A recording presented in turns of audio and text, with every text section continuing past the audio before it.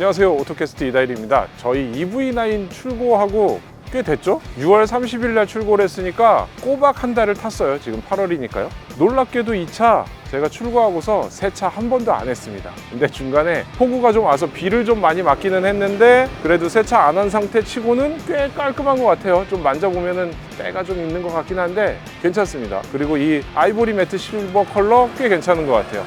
그리고 또 하나 말씀드리면 유리창 떨리는 거 이 차도 있어요. 대신에 요즘에 한참 이슈죠. ICCU 문제인지 뭔지 모르겠지만 주행 중 가다가 멈춰 선다는 거, 그거는 아직 나타나지 않았어요. 충전은 보통 일주일에 한 번에서 두 번 정도 하는 것 같아요. 지금 누적 주행거리가 한 2,000 몇백 킬로 정도 탔는데 그중에 급속 충전을 할 때는 좀 불편한 것도 있었는데 완속 충전으로는 그렇게 불편한 점 모르고 잘 타고 있습니다. 일단 외부부터 좀 살펴볼까요? 세차를 안 해도 좀 깔끔한 느낌이긴 한데 이 차에 아쉬운 게 벌레가 많이 붙어요. 지금도 여기 보시면은 앞에 그릴에 다 벌레예요. 그래서 제가 벌레만 지우는 무슨 약도 샀어요. 이거 아직 세차도 안 했기 때문에 한 번도 써보진 않았는데 제가 원래 이렇게 깔끔하게 타는 편은 아니라서 지금 이 상태로 그냥 타고 다니고 있어요.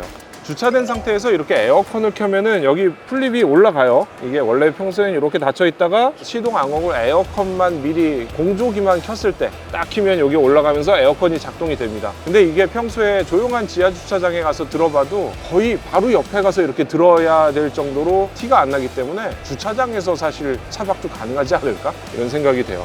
이 차의 특징, 전기차기 때문에 프렁크가 있죠. 이게 걸리는 게 없이 그냥 열려요. 이렇게 버튼 두 번만 누르면 열리는데 이게 기어가 P에 들어가 있을 때만 작동이 되고 드라이브에 있을 때는 작동이 안 돼요. 열면은 여기에 프렁크 공간이 있죠. 살짝 따뜻하긴 한데 이게 언제 좋으냐면은 실제 사용을 해보니까 요거는 음식물 보관하기 좋더라고요. 예를 들면은 튀김 같은 거, 차 안에 냄새가 막 이렇게 뵐 수 있는 그런 것들을 여기다 딱 보관하면 좋아요. 아쉬운 거는 요 공간이 좀 보시다시피 여기가 한쪽은 푹 파여 있고 위에는 올라와 있고 이렇기 때문에 여기다 음식 넣으면 일로 떨어질 것 같고 여기다 놓으면은 잘 안 들어가는 크기고 그래서 이렇게 뭔가 칸막이가 있거나 이런 고정할 수 있는 것들이 있으면 좀 더 그런 것들을 가지고 다닐 수 있지 않을까 생각이 돼요. 그리고 이 차의 특징 중에 하나가 이 굉장히 높은 보닛에 있습니다. 지금 차체 보닛 높이가 옆에 딱 서보면은 제 가슴보다 조금 아래에 있어요. 그러니까 초등학교 어린애들 키 정도 되는 꽤 높은 높이라서 운전석에 앉아서 보면 여기가 굉장히 높아 보여요. 그래서 결론적으로는 요 앞에 끝선이 어딘지를 확인하기가 꽤 어려워요. 그 얘기는 주차할 때 힘든 거죠. 주차할 때 여기가 이렇게 길게 보여서 딱 떨어지기 때문에 힘든 거 하나가 있고 휠베이스가 길어서 돌아가는 이 각도가 굉장히 좁아요. 휠베이스를 좀 줄이거나 아니면 뒷바퀴가 좀 이렇게 조향이 되거나 이러면 좋을 텐데 그러지 않았기 때문에 아파트에서 주차할 때 굉장히 힘들어요. 제 차는 많은 분들이 하시는 거와 다르게 이 썬팅 필름을 좀 약한 걸 썼어요. 자외선 차단만 되면 되고 밖이 잘 보이면 좋겠다라는 생각에 이렇게 했는데 생각하지 못한 단점이 하나가 있습니다. 이게 너무 밝은 걸 해놓으니까 트렁크에 뭐가 들어있는지 다 보여요. 이게 그냥 보이기 때문에 좀 걱정도 되기도 해요. 근데 보통은 이 트렁크 러기지 스크린 같은 것들을 주잖아요. 여기에 지금 스크린을 꽂는 공간도 딱 만들어져 있고 스크린 넣으면은 여기 쫙 덮어서 여기까지 안 보이게 이렇게 처리할 수 있게 여기 마무리할 수 있는 공간들도 다 들어있거든요. 근데 이거를 기본 옵션에서 제공하지 않아요. 아예 없어요. 애프터마켓에서 살라 그래도 없어요. 지금 아직. 얼른 요거는 좀 빨리 만들어서 팔아줬으면 좋겠어요. 트렁크 공간은 생각보다 괜찮습니다. 요거 그때 가로폭이 골프채가 들어가냐 마냐 굉장히 고민 많이 했었는데 지금 제가 보통 사용하는 골프채 가방을 여기다가 집어넣고 드라이버까지 집어넣은 상태에서도 가로로 충분히 들어가요. 앞에 휠하우스 있는 데 가면은 그런 공간이 안 나오고요. 바깥쪽으로는 골프채를 여기서부터는 쌓기 시작하면은 위로 쌓으면은 한 8개, 9개도 쌓을 수 있지 않을까? 이렇게 그냥 계속 들어가기 때문에 굉장히 넓은 공간이 되고요. 그리고 또 하나 여기 이런 그물망이 기본으로 제공이 되는데 기본적으로 이 그물망을 주기 때문에 여기에 잡다구리한 짐들 굴러다니지 않게 그물망으로 고정을 해서 가지고 다닐 수 있는 것도 장점인 것 같아요.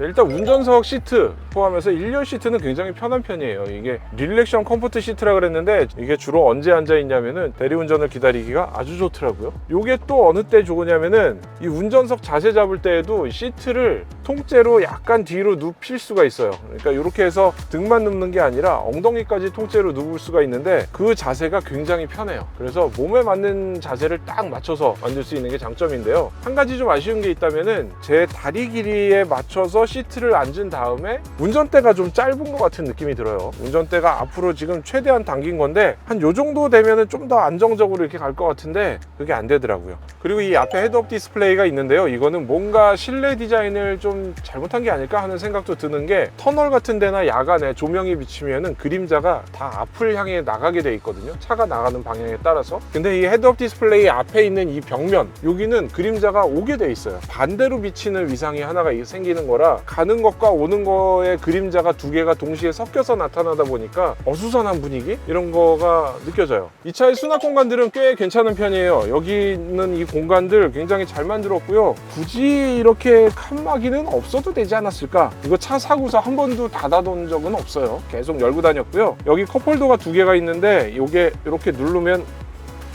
접혀서 없어지죠. 그러면 이 공간을 그냥 큼직하게 이렇게 하나로 쓸 수 있고요. 여기를 누르면은 컵홀더로 쓸 수 있게 공간이 나와요. 근데 또 하나 좋은 건 이 뒤쪽에 두 번째 컵홀더가 좀 더 크기가 커요. 그래서 여기에는 1.5리터 페트병도 여기다 넣을 수 있습니다. 근데 여기에 단점이 하나 있습니다. 이 공간들에 있는 재질들 이렇게 다 플라스틱 소리가 나요. 그래서 여기다가 선글라스 같은 거 넣거나 키를 놔뒀다거나 그랬을 때 차가 조금만 흔들려도 진동이 생기면은 바로 이 달그락 하는 소리가 나요. 요 위에도 지금 뭔가 다 플라스틱 마감을 해놨기 때문에 좀 딱딱딱딱 소리가 나는 게 조금 아쉬운 점이 있고요. 스마트폰 무선 충전이 여기 들어있죠. 그래서 저는 스마트폰 이렇게 놓고 충전을 잘 쓰고 있는데 이 충전기가 굉장히 뜨거워집니다. 그래서 아이폰이 충전되다가 과열이 돼서 더 이상 충전이 되지 않는 그런 상태가 되기도 했었어요. 그 뒤에 수납함 여기 공간 보시면요. 여기는 뭐가 많이 안 들어가는 그런 공간이에요. 사실 아이폰 케이블로 여기다 충전 케이블 같은 거 연결하면 좋긴 하겠는데 여기 그런 거 꽂는 공간이 없어요. 이 공간이 은근히 사용하기가 좋아요. 여기 공간에는 아무거나 그냥 집어넣으면 되더라고요. 넓은 공간이라 가방을 세워놓을 수도 있고 여러 용도로 아무거나 집어넣기 딱 좋은 것 같아요. 근데 여긴 좀 주의해야 되는 게 여기서 넘어져서 페달에 뒤에 가서 걸릴 수 있다거나 이런 것들은 절대 넣으면 안 되겠죠. 이러면 되게 위험한 상황이 있을 수도 있으니까 여기는 가능한 깔끔하게 큼진들만 넣는 게 좋지 않을까 생각이 돼요. 이 서랍이 열리는 구조가 조금 달라요. 비행기 머리 위에 있는 선반처럼 이게 움직이는데 그래서 무릎 공간은 많이 확보하면서도 여기에 담을 수 있는 공간이 굉장히 넓어요. 그래서 기존에 50리터대에서 지금은 80리터까지 여기다 집어넣을 수 있다고 하는데 그런 장점도 있는 반면에 단점도 있어요. 여기 보시죠? 입구가 좁아요. 입구가 좁기 때문에 여기에 큰 짐을 이렇게 집어넣을 수는 없고요. 그냥 여기에는 차곡차곡 뭔가 넣을 수 있는 것들 이런 것들을 2단 구조로 나눠서 넣을 수 있게 돼 있어요. 자, 2열 시트로 왔고요. 이 차의 2열 시트는 저는 7인승을 선택해서 2열이 벤치 시트로 돼 있는 거를 선택을 했죠. 근데 이 시트가 전반적으로 보면은 앞좌석에선 잘 몰랐는데 뒷좌석에 앉아보면 좀 미끌미끌해요. 이 시트가 친환경 가죽을 사용해서 그런지는 몰라도 재질이 미끌미끌한 그런 느낌이 있어요. 일반적인 가죽 시트보다는 조금 느낌이 다르다. 그런 점들은 이 시트의 그냥 특징이라고 보시면 될 것 같아요. 근데 아이들이 뒷좌석에 타서는 하는 얘기가 이 시트가 그렇게 낮지가 않고 꽤 높고 유리가 꽤 밑에까지 열려 있어서 밖이 잘 보인다고 해요. 기존 차하고 비교해서겠지만 뒷좌석에서 갑갑하지 않게 밖을 보면서 달릴 수 있어서 편하다는 그런 얘기들을 하더라고요. 그리고 또 하나 2열에는 이렇게 앞좌석에 시트 옆에 USB-C 포트가 있어요. 저는 지금 이게 액션캠을 하나 여기다 상시 붙이고 다니고 있는데 이 차 타고 다니다가 어느 순간 멈춰설까봐 액션캠을 상시 전원을 공급하기 위해서 이걸 이렇게 끼고 다니고 있어요. 그리고 뒷좌석에 앉아서 스마트폰 쓸 때도 여기다가 바로 USB 꽂아서 여기다 사용하면 되니까 편리하더라고요. 이 차에는 3열이 있죠. 근데 사실 지난 한 달 동안 3열을 한 번도 펼치질 않았어요. 비닐 뜯을 때 앉아본 거 말고는 3열을 사용하질 않아가지고 3열에 대해서는 아직 호불호 말씀을 드리기가 좀 곤란하네요. 나중에 저희 좀 많이 타보고 말씀드리도록 할게요. 이 차에는 스트리밍 서비스가 들어있는데요. 그게 이제 차를 사기 전에는 해보기가 쉽지 않아요. 차를 사자마자 가입해서 해봤는데 왓챠나 뭐 멜론이나 이런 거는 별도로 가입을 해서 구독을 해놔야 되고요. 그거를 차에서 듣기 위해서는 또 7,700원짜리 기아의 서비스를 또 가입을 해야 돼요. 멜론이나 왓챠 이미 가입되어 있는 거 핸드폰으로 보면은 그냥 공짜인데 따로 또 가입을 해야 되니까 과금이 너무 중복되는 거 아니냐 이런 얘기를 할 수 있는 거죠. 그리고 이걸 한 달 정도 쓰면서 느꼈던 건데, 멜론 같은 경우는 스마트폰에 로그인을 한 상태에서 연결을 시켜줘야 돼요. 이게 꽤 복잡해서 제가 일전에 스마트폰을 원활히 사용하지 못하는 사람은 이런 거 잘 쓰지도 못하겠다라고 말씀드린 적이 있는데, 알 수 없는 오류들이 생기기도 합니다. 예를 들면은 로그인이 자꾸 풀려버려요. 저는 뭐 공유하지도 않고 혼자 쓰고 있었거든요. 근데 로그인이 풀려버리는 일이 있어서 운전하다가 차를 세우고 다시 로그인한 적이 한 두어 번 있고요. 왓챠나 웨이브 같은 것도 사실 충전하면서 본다라고 하기에는 충전이 좀 빨리 되거든요. 급속 충전으로 아무리 길어야 30분 정도면 끝나는데, 그 사이에 웨이브나 왓챠를 한 편 보기가 뭔가 좀 애매해서 차라리 유튜브 같은 게 들어있으면은 그냥 오토캐스트 시승기 한 편 딱 보면은 될 시간인데, 웨이브나 왓챠의 뭐 예능 프로 한 편 보기는 너무 긴 것 같아서 그다지 효용성이 없는 것 같아요. 이런 것도 시승차에서는 잘 모르는 건데, 디지털 키라는 게 들어있어요. EV9의 디지털 키가 애플 월렛에 들어있습니다. 이렇게 신용카드 들어있는데 들어있고요. 제일 좋은 거는 그냥 스마트폰을 갖고 차 근처에 가면은 스스로 문이 열려요. 그리고 멀어지면 문이 잠기고요. 스마트폰 키는 꽤 편한 것 같은데 가끔 당황스러울 때가 한두 번 정도 있었어요. 이게 발렛 파킹을 할 경우에는 전화기를 같이 맡겨야 되는 그런 경우가 생기더라고요. 기능은 다 돼서 좋긴 한데 뭔가 이렇게 원활하게 자연스럽게 이어지지 않는 그런 느낌이 좀 있긴 합니다. 그리고 또 하나, 그 키 중에 하나 아쉬운 게 있는데, 여기 보시면 이 키에는 주차 상태에서 차를 넣고 빼고 할 수 있는 기능들이 이 키에 들어있죠. 그래서 여기 앞으로 가고 뒤로 가고 이렇게 버튼이 있는데, 이게 이 키가 꼭 있어야 돼요. 스마트 키에서는 그 기능을 활용을 할 수가 없어요. 왜 여기만 넣었을까? 스마트폰에도 기능을 좀 넣어주면 좋을 것 같은데 라는 생각을 하고는 있어요. 지금 화면 보시면 오늘 8월 1일이고요 보름 정도의 전비를 여기 표시해주고 있어요. 전비라고 해야 되나 연비라고 해야 되나 이렇게 댓글에 남겨주신 분들 많으신데, 여기서는 EV 연비라고 표시를 하고 있네요. 보면은 뭐 5.5, 4.2, 1.7 뭐 이렇게 나오는데, 1.7 같은 경우는 주행거리가 1km밖에 안 되고요. 그 다음에 6.4 이런 거는 36km, 52km 달렸을 때는 5.5. 그러니까 평균적으로 타보면은 5.한 2, 3에서 6점 몇 이렇게 나오는 것 같아요.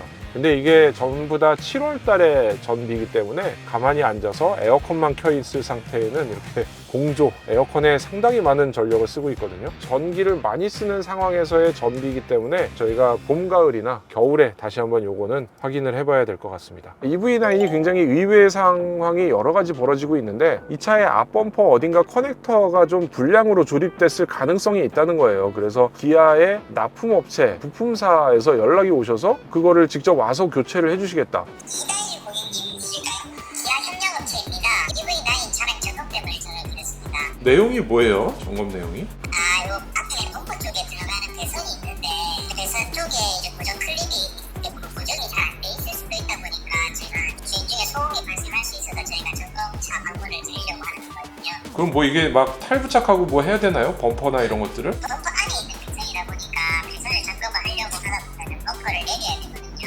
보통 저희가 작업할 때는 전부 인력이 가가지고 범퍼 내리고 해도 기스 안 나게 잘 이제 점검하고 이제 다시 장착까지 다 해드리거든요. 근데 이제 뭐 그런 것도 불만을 가지시는 고객님이 있으시면은 제가 범퍼는 새 걸로도 교환을 좀 해드리고 있거든요. 이게 리콜인지 아니면 무상술인지 뭔가 왜 그걸 그쪽에서 하시는지 잘 모르겠지만, 한 가지 더 이상한 거는 한 3일 뒤에 다시 연락 와가지고 제 차는 대상이 아니기 때문에 수리를 안 해도 된다는 거예요. 뭔가 이상한 일들이, 그러니까 흔히 나타나지 않던 일들이 이 EV9에서 많이 나고 있어요.